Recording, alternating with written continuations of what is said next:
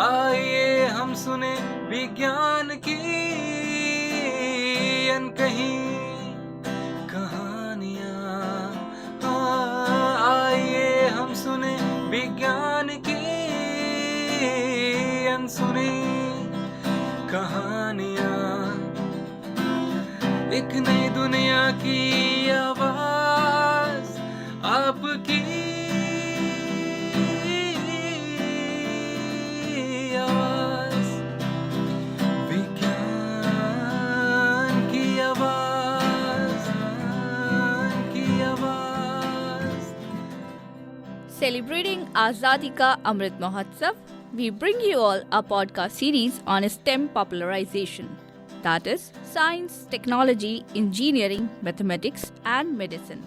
Supported and catalyzed by the National Council for Science and Technology Communication, the Government of India. Program is produced by Media for Community Foundation. Creative content and technical support is given by Farzeen Sultan. एक नई दुनिया की आवाज आपकी आवाज, विज्ञान की आवाज, की आवाज, की आवाज। कभी सोचा है कि अगर आप एक ब्लैक होल के पास चले जाएं तो क्या होगा? सुनने में थोड़ा डर लगा होगा, पर ये एक ऐसा फिनोमेना का पार्ट है जहां मैटर का बिहेवियर बिल्कुल बदल जाता है। ऐसा ही होता है जब कोई ऑब्जेक्ट, चाहे वो प्लैनेट हो, स्टार हो या कोई गैस क्लाउड, ब्लैक होल के पास जाता है तो ब्लैक होल की इंटेंस ग्रेविटी उसे अपनी तरफ खींच लेती है। जैसे ही वो ऑब्जेक्ट इवेंट होराइजन के पास पहुंचता है, उसके पास कोई भी मौका नहीं होता वहां से बाहर जाने का। ये इवेंट होराइजन वो बाउंड्री है जहां से लाइट भी नहीं निकल सकती। इसके आसपास मैटर का बिहेवियर काफी इंटरेस्टिंग होता है। ऑब्जेक्ट का साइज स्क्वीज हो जाता है और वो स्पेगिटिफिकेशन के प्रोसेस से गुजरता है। इसके अलावा ब्लैक होल के आसपास जो मैटर होता है वो इतना गर्म हो जाता है कि एक एक्रेशन डिस्क बन जाता है, जहां से एक्सट्रीम हीट और रेडिएशन जैसे एक्स-रेज और लाइट जनरेट होती है।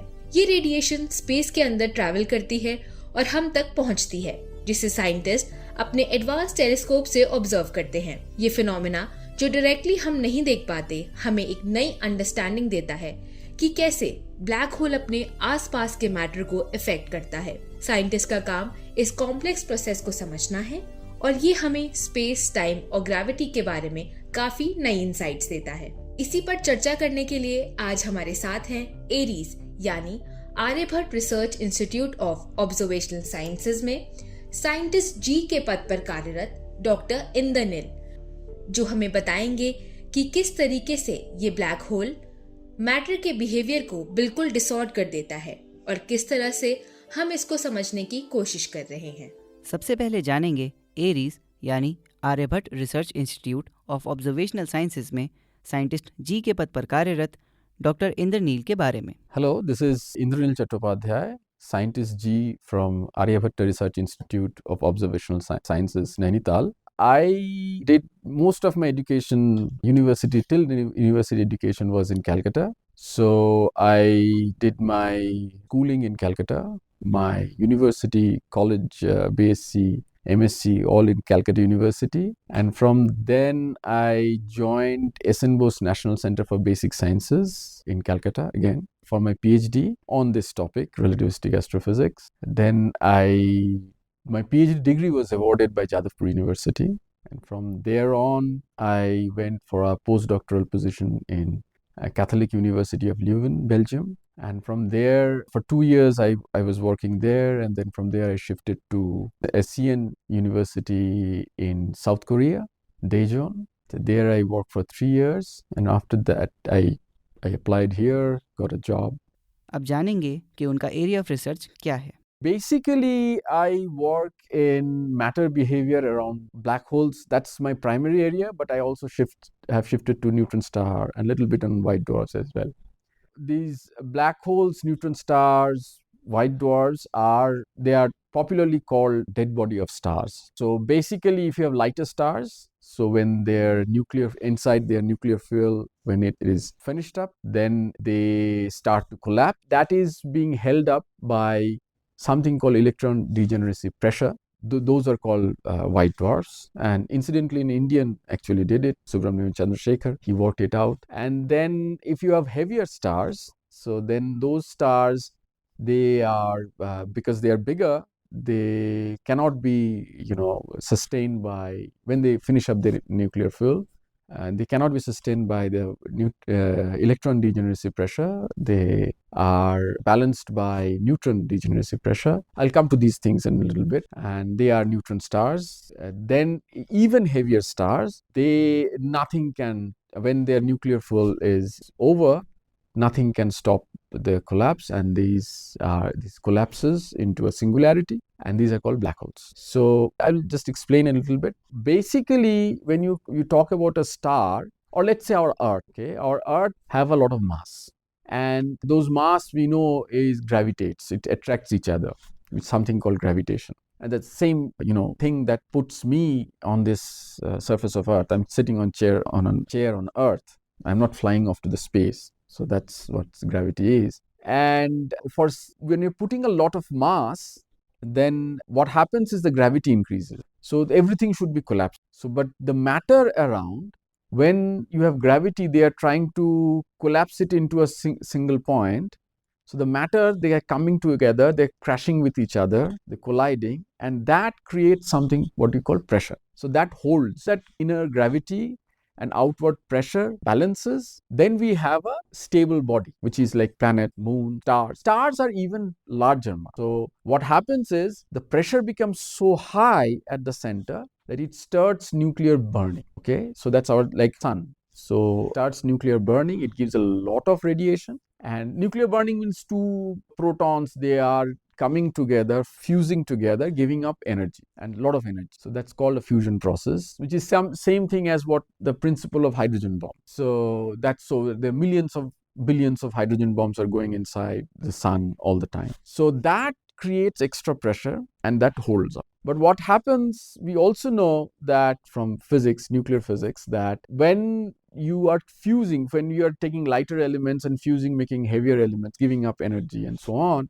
it can't go on forever. When you are you're creating this and you go to the iron group in the periodic table, then it becomes very stable atom and your nuclear synthesis stops. That's what we call that used up all your nuclear fuel, no more nuclear burning. So when that happens, that extra pressure goes off. So that matter starts to collapse. And when it starts to collapse, what it is doing, essentially when it's collapsing, you're pushing matter in a smaller and smaller volume. And these matters are very hot. So we know that all matter, like me, everything, the stable chair, everything is made up of atoms and molecules, which are electrically neutral. That means you have same number of negative charges as the positive. But when it becomes very hot, these negative charges, which is carried by lighter electrons, they get out of the atom. So that state of matter is called the plasma. What happens is when it is collapsing in the star, it is in the plasma state. So the center of entire sun is plasma, but at the center it is fully ionized plasma. That is, the positive charges and the negative charges,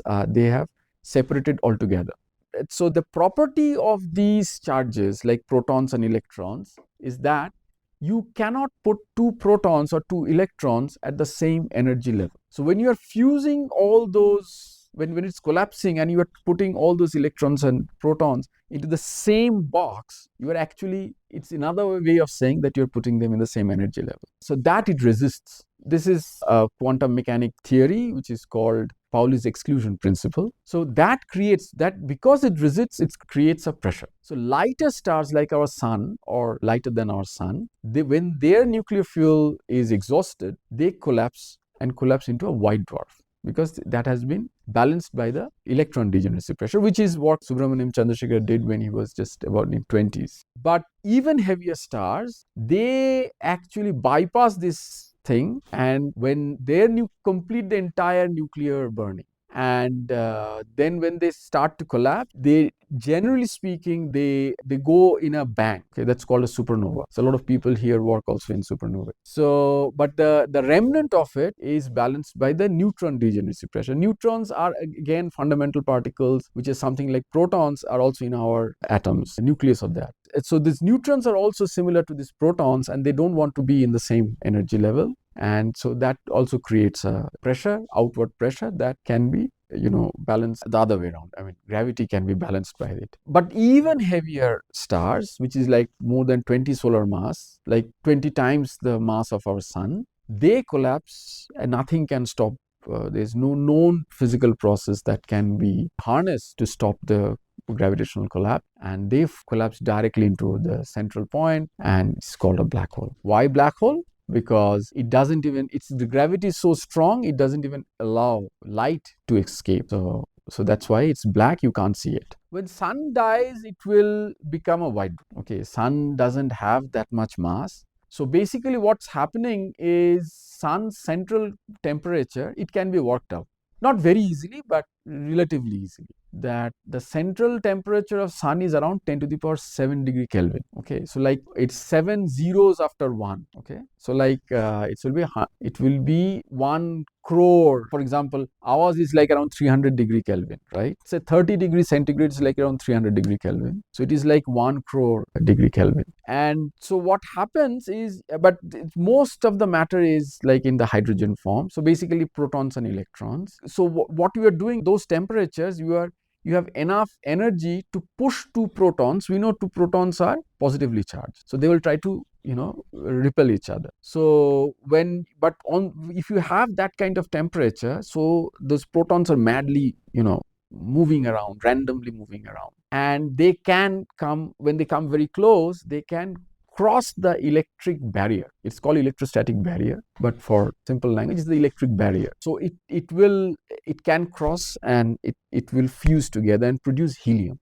So the more and more helium is produced, you have less and less hydrogen to burn, or as a protons to burn, right? You are creating more and more helium. For sun, which has its mass is around, it's like 2 and after that 33 zeros gram. So that's the mass of sun. So that what happens is that mass is enough to generate a temperature of that, what I said, like 1 crore degree Kelvin. It cannot produce more. So to fuse the helium, you need more energy. For sun, it will never happen. Okay, so what will happen for sun is the central part will try to collapse, and when it tries to collapse, the electrons will hold them back. Okay, the electron degeneracy pressure will hold them back. The outer part will sort of drift apart, and those things are generally called something called planetary nebula. Now, in astronomy, many of the terminology is confusing and sometimes contradictory, for the simple reason because when you look at the sky, you actually don't know what you're looking at. So the remnant of sun-like stars, well, like you have a gaseous ball, right? And nebula means cloud. So when they saw it, and when